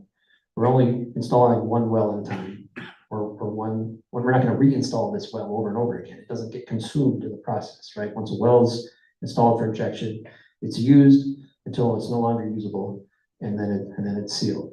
So there's not additional emission. I wouldn't call it extensive additional emissions being generated. There's sort of one-time use emissions generated in the construction, but once the site is up and operating, the power plant isn't making more emissions. It's making the same emissions it was making yesterday. It's just now some of that power is being diverted internally, and those emissions are now being captured and put underground. So at the end of the day, it's I think, a pretty dramatic net positive. Or net negative, depending on how you measure that. So we had a group of Alaskans that got to go to North Dakota. I know Haley was on that trip. I don't remember who else, but we visited the Rainbow Energy coal plant. And I know that they talked about there that it was going to be like 20 or 30%, like basically parasitic load, you could say, you know, in terms of the amount of power that was going to be generated that would be diverted to the process for sequestering carbon. So it's pretty significant. And I think Boundary Dam is something like 20–25% as well. So it is really significant and that needs to be taken into account. Okay, I'm going to start over here first. Go ahead. My name's Sam Dushevsky, and kind of like I need to get my head around some ratios here to see if this whole process is significant. It sounds like what you got going in North Dakota is starting to sequester, capture and sequester a bunch. You have an existing power plant that's capturing 2.2 million tons a year. You got a couple new ones that look like they're going to do 4 or 8 million tons a year. So my first ratio I wanted to hear was how much do these plants actually produce? How many million tons are they producing that they are capturing 2 million? Are they producing 100 million tons a year? Or are they only producing 4? So that's one ratio. Okay. You're capturing, how much of the stream that's produced. And then the other thing that bears on significance, okay, now for your using that captured CO2 to pump into the ground, and when you're doing your enhanced oil recovery, for every million tons that you pressurize into the ground, it's going to push some oil back out more easily, apparently. I'm curious how many million tons of carbon dioxide are being released in the burning of that oil. I mean, what's the ratio of, we're trying to get rid of CO2, but we're pushing CO2 into the ground, and here in Alaska, we've got depleted reservoirs where we're going to push it into cook in them. We're told there's no gas there. So we're going to take these empty reservoirs and fill them with CO2, right? But in North Dakota, and then on the North Slope where they're going to maybe use the CO2 to enhance oil recovery. What's the ratio there of CO2 we're putting in versus CO2 that's coming out once we burn the oil that pushed? Thanks, Sam. So in terms of the first question, these are really great questions, by the way, I think. We have experience around the Boundary Dam project, and my understanding, and can any of you correct me if I'm wrong, is that about 90, it's doing about 90% capture. It's not 100%. I think it's difficult to get to. Is it 80, 90? 680. I think it's 80 or 90, but it's for one unit, one of 3 units. One of 3 units, okay. Yeah, but that unit is 80 to 90% of the carbon that's being produced from that unit is being captured. DOE's Project Tundra in North Dakota claims to be 90. It will be 90%. It's also $1 billion over budget, and they're questioning whether they're going to go to the next phase. So these are not 100%, carbon capture. So that's a really excellent point. So the second question was with enhanced oil recovery, right? So can we distinguish between carbon that's being used for enhanced oil recovery, and is that being sequestered versus truly like geologic storage of carbon? Can any of you guys talk about that? Could I answer, I guess, the first, in terms of percentages? So I think that, it depends on what the type of site is. So when you're talking about a power plant, like there are certain limits of physics and it's hard to push past a certain point. But when you start to look at other capture sites, and even in North Dakota, you're talking about, maybe ethanol fermentation, so bioethanol, you can get very, very high capture rates. So I think that plays into, what is the type of facility, plays into what the capture rates that you can get, and things like oil and gas processing. So like natural gas processing facilities, they're gonna be getting 99% or close of the CO2 involved in some of that. So I think that's comes down to the facility level. And I think Ryan spoke that in enhanced oil recovery, essentially all the carbon that you're putting into the well as CO2 stays as CO2. Some of it will come back up to the surface, but then that is stripped out and returned back to the ground. And so an analogy would be in dry cleaning. They also use dense phase CO2 to remove oils from your clothes. And then that CO2 can be easily separated from your clothes in that dry cleaning cycle. So I think that part of the question to what is the the total ratio of benefit in an enhanced oil recovery process also depends on where the CO2 is coming from. We know it's going to stay in that enhanced oil recovery process, but actually today the majority of CO2 used in enhanced oil recovery is not a recycled or biogenic form. It's actually CO2 that's been mined from places like in Colorado and then shipped to oil pads. So in general, by being able to recycle an industrial CO2 or a biogenic CO2 and use that in an enhanced oil recovery process, we know that it matters where you get the CO2, and then once it is in that process, it will stay in that enhanced oil recovery process. Unless the well is sealed and transitioned to permanent storage. That's a good point too. We also visited the Flint ethanol plant, and they're basically they're trying to achieve like essentially no waste kind of production there with their process. So, okay. Do you guys, you got a question in the back, and then I will come to you next. Yeah, I'm Emily Entrikin, and I would like a clarification on how carbon capturing is economically beneficial for the state of Alaska. Haley. Sure, so I can kind of talk about that in a couple of different ways.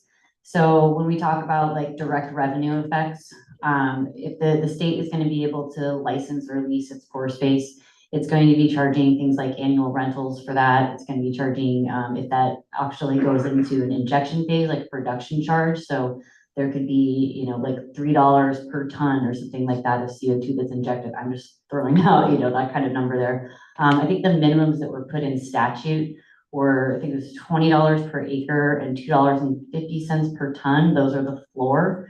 But then there's also kind of commercial terms that can be negotiated above that. So you can add different escalators for if tax incentive programs change. You can add, royalty shares. So there's a lot of different ways that direct revenues can be hit. And that's just talking about what DNR would collect and kind of put into the general fund and the PFD. If we're talking about like overall sort of like economic benefit questions. So first off, to make clear, like the legislation itself that was passed does not include, I think North Dakota has like a bunch of different like incentives, economic incentives built in, like sort of like tax breaks and things like that. Alaska hasn't done that. So Alaska is not directly subsidizing these projects in any way. And if you think about kind of like those overall economic benefits, then you're really kind of stepping out and thinking about like, well, what does that mean in terms of investment climate here in the state? What does that mean in terms of new economic drivers? What does that mean in terms of, continuing to work in oil and gas, keeping some of those operations running, the jobs that those create? What does that mean for finding new uses and opportunities for coal resources? And then you can even get beyond that and think about some of the new stuff that's out there that we could potentially play a part in, whether that's power generation and using like data centers, AI. So I think there's just like a lot of ways that what your carbon score is and your carbon neutrality, that drives bank investment in your state. And that drives, businesses looking at your state as a place to do business. So I think there's a lot of different ways to talk about economic benefits, and those are direct revenues and then these some of like ancillary ways. So I hope that helps. Tom? Tom DeLong, I'll make it real quick. It's not really my question, but it's just kind of a macroeconomic perspective. Without a price on carbon, where's the market incentive for this? You've got some, you know, forward-looking companies that are trying to be carbon neutral, but you think about the world and the industrial nations that are trying to catch up with us. And I think in a couple of these presentations, you mentioned California, where there is a market for carbon, and then Canada also has a market system. But without a price on carbon, I just contemplate what's going to drive carbon capture forward. Thanks. Not so much a question, just a concept to think about. $20 a ton is what it was before the federal incentive. Like, so just the free market, what do we want to pay for carbon? It's about $20 a ton. And what's in Europe? Kind of a carrot or stick approach, right? So. Yes, thank you. Mike Prox. And I think we talked about this maybe in Juneau a few months ago. And for Alaska, frankly, it boiled down to, can we make a buck at it? The answer was yes. I said, okay. But is there some place to go to learn more about some of these bigger questions? Are we coming up with a net benefit? How much is it costing? And an example, before carbon dioxide was the big concern, I was discussing with my cousin who was interested in ethanol in South Dakota, and we did some back of the napkin calculations, and I forget how many thousands of acres were put into ethanol production. But the total production, not even looking at the energy put in, was less than what comes out of a 6-inch hole in the ground. And I kind of wondered if that was an environmentally sensible thing to do, take up that much land. I just need somewhere where we can get our arms around and explain the net equations and whatnot. Does anyone want to talk about what's happening at the state level, or you want to go ahead and share what you guys are doing? Those are complicated questions, right? That we can't solve sitting here today. And, you know, it brings up questions of resource assigning. You know, are we growing food for food? Are we growing food for energy? How do these things balance out? But you know, you brought up the comparison of, you know, farming acreage to essentially create an energy source versus mining it from the ground. The difference there is when we're growing the energy source, we're capturing naturally occurring CO2 that's in the atmosphere. We're pulling it out of the bathtub, right, into the crop, creating your fuel, and then releases it back into the atmosphere. So at least we're creating a loop versus when we're mining it from underground, we're releasing it from hundreds of millions of years of storage and putting it into the atmosphere where it stays. So that in terms of sustainability, I like that model better, where we're sort of creating a loop. All right, Chris, I'm going to get you involved here. I would like to be a corn farmer, but We have an online question. I'm going to ask this to you. So, please discuss how projects which inject CO2 into depleted oil and gas reservoirs in Cook Inlet region will ensure that the injected CO2 will not leak out of any abandoned, unsealed production or exploration wells. And for those wells already leaking methane, won't the increased pressure cause less dense methane to escape even faster as less dense CO2 is injected? So great question. The goal of AOGCC, of course, is to keep whatever we pump underground, and whatever we want to come out of the ground to come out safely. So that being said, the Class 6 program has well construction requirements, monitoring requirements, testing requirements, a great deal of subsurface expertise goes into all that, as well as expertise in the well construction. And that is one of the reasons why reservoirs used for oil and gas is, I would say, the primary goal of the state of Alaska is to put the CO2 into oil and gas reservoirs because they have the history of containment. Now, to the actual methane coming out of wells in Cook Inlet, to my knowledge, we are the regulatory agency that would know about wells that are leaking methane today actively. My understanding is we have none of those wells. If anyone wishes to report a leaking well or a suspected leaking well, we are the agency that will take that call. Our inspectors visit the platforms in the Cook Inlet, the wells on the shores of the Cook Inlet. That is what our inspection program does. So that being said, orphan wells we had a booth. We are the agency looking for orphan wells that do not have an operator, that have been missed, lost, forgotten. Some of those wells may be leaking methane. Our program goes and checks that. We do a before methane check. We come in and we remediate the well itself, the site itself, and we do a methane check at the end. So that program is ongoing. But yes, if anyone wants to talk to AOGCC about a leaking well that they're aware of or heard about or wants to know more information, we are the agency for that. But I don't have any specifics on a particular leaking well. We are not the pipeline agency. There has been a lot of news articles about subsea pipelines leaking methane in the Cook Inlet. That is not our agency. But we will again start that process. I think Lauren Baldrick is with us she represents EPA or supports EPA here in Alaska. She was born in Alaska. She's online. She wasn't able to join us this evening. She lives in Anchorage.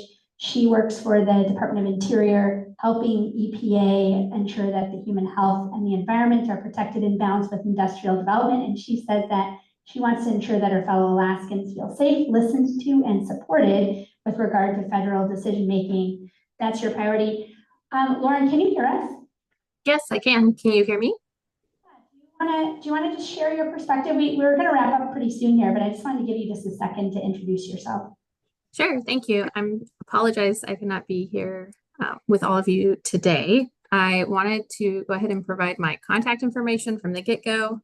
So my last name is Baldrick. It's Boldrick, and then period Lauren, LAUREN at EPA.gov.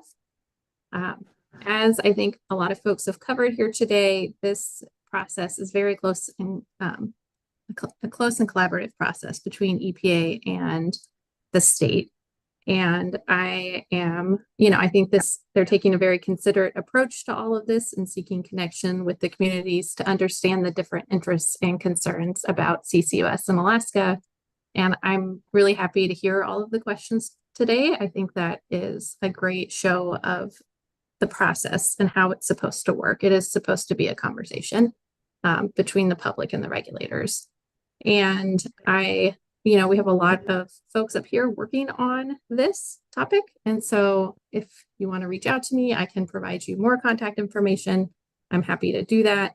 But I think this is a great beginning for, some work ahead of us, and we're going to do it all together.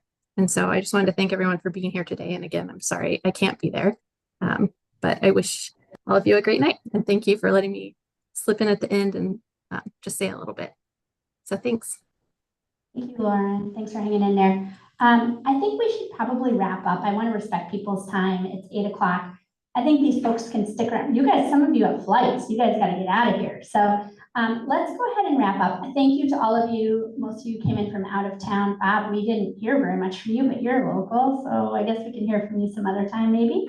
I really appreciate you guys sticking around. I think this is really interesting. I know I learned some things tonight. I hope that you did. Thank you for coming. If you have some more questions, at least I know Nate can stick around. Maybe Bob can for a few more minutes. So thank you. Really appreciate it. So.